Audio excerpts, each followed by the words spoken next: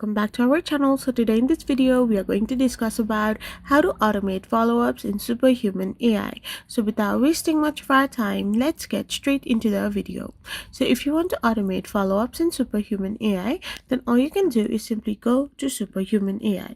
Once you're in your Superhuman AI, you can simply use its built-in auto reminders and auto draft, where the AI detects email, needing a follow-up, and draft replies in your voice. Or you can also set manual triggers via your command K to get reminders or AI generated drafts when no response arises. So you can ensure consistent engagement without manual effort if you are going to automate follow-ups in Superhuman AI. So this way you can simply do it. Superhuman AI will look after your sent messages and identify when you haven't received a reply, when it's time. It brings the thread back and generates a draft as well. You just need to check the draft, tweak it if needed, and send it.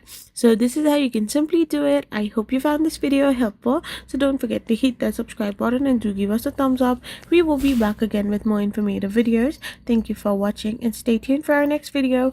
We will be back again really soon.